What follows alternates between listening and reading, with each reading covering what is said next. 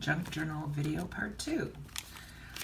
This part was a, I think it's vellum. It's a bag, and it's not quite paper. It's very slick, and so I thought maybe it was vellum. Not sure. Piece of paper towel that was used for mopping up fabric dye, and then stitched around, which the stitches are all kind of messed up, but ended up in a scrap box that way, so I just left it just so it's just the original way it was. And a piece of cardboard, the star is, with some paint and some diamond glaze. This is probably my favorite thing in the book.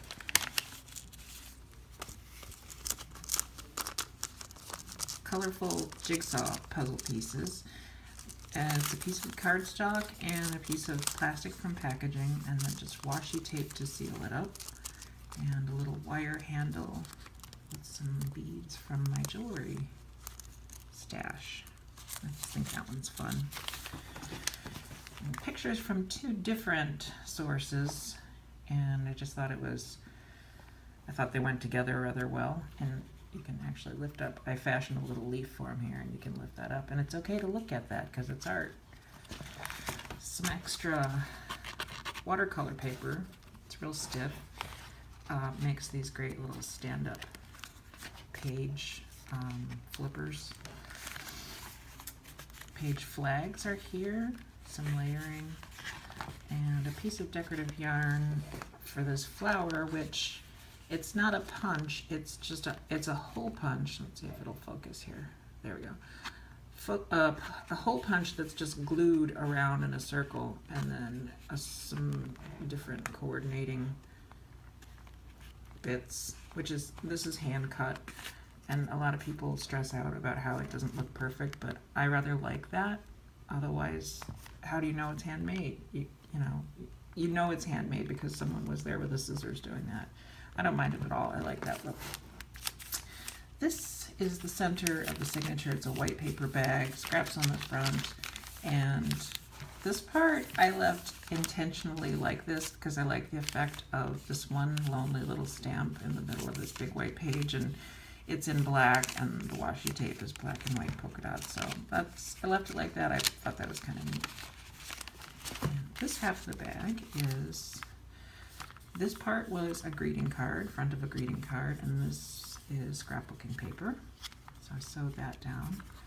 And this is from a children's book and also has a picture of a bunny on it.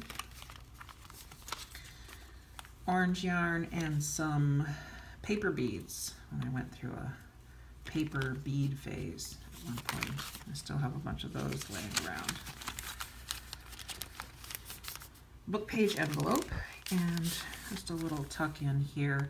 Here's the front of him, and here's the back of him on scrapbooking paper, and zigzag stitching to go with the zigzag stamp. And just some holes for decoration with a page reinforcement, hole reinforcers that you could buy these very cheaply, a ton of these very cheaply, and I went through and painted a bunch of them with a bunch of various paints and inks so that I would have them on hand when I wanted to grab one for journaling. And so that's a good cheap tip you can use. Here's the end of the bag, and this is all stamped the same way inside and out. This opens up sort of like an inner office mail envelope. And here's a suggestion for perhaps what to do inside. So the inner papers and the whole inner thing's all stamped with the same stamp, which kind of a cool effect there. These gals were part of a little, I think it was a historical picture in a book. They sort of matched a little bit, so they went together.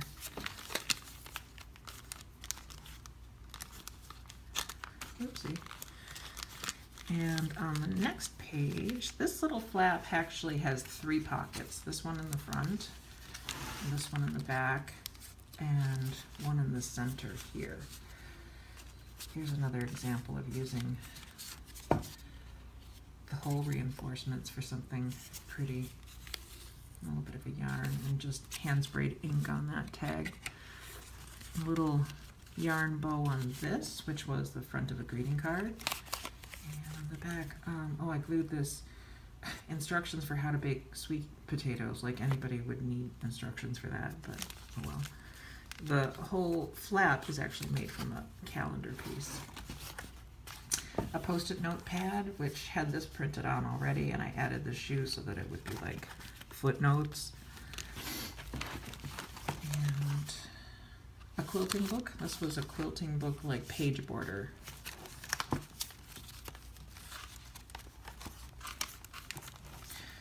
When you get junk mail or bills that have a return mail envelope, you can cut out the part that features the window and seal it up with some pretty washi tape. And this one happens to be glued to the page, but you could use them as just loose envelopes.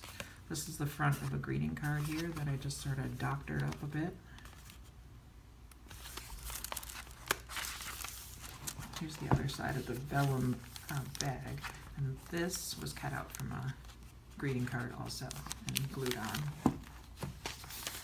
This is an empty card, greeting card again, that does not have anything on it.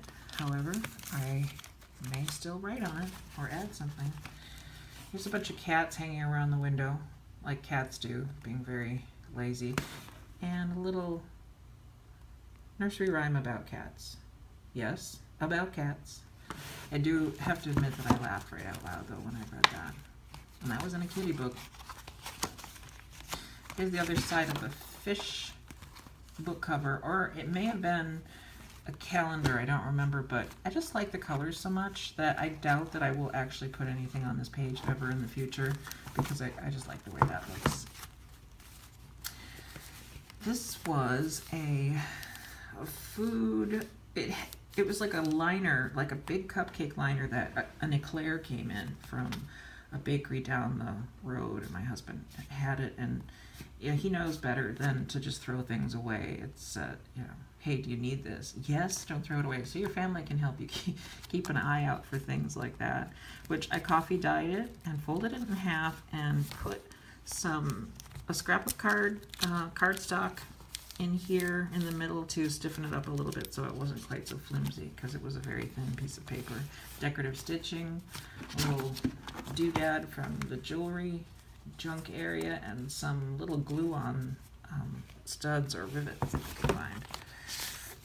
Here's another extremely useful bit from that recipe book. I don't know if they were just trying to fill space or what, but you know, I don't know if perhaps maybe they have a spot in there for how to make ice cubes too, but I found that hilarious. And this was some page edging for that same book. That's why it matches so well with the color. And some washi tape to edge it. And that little doodad was at Tuesday morning. And I think it was actually meant to be sewn on handmade sewn things, but who cares. The background for this page went through a lot of different incarnations. I kept ripping things off and putting things back on, and I just never was happy with it, so eventually it just stayed like this.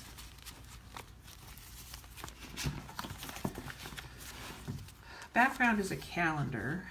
This is scrapbooking paper, something cut out of a book, some cotton rickrack, and some punches from cotton, I'm sorry, not cotton, tissue paper that I hand painted with a little picture inside. I like her a lot. She's very serious.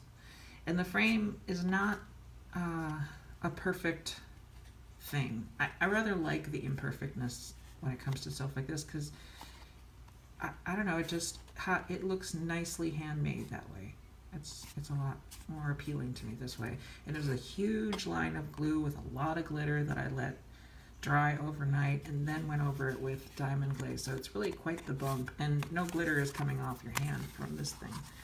Not that I would mind. Continued on the next video.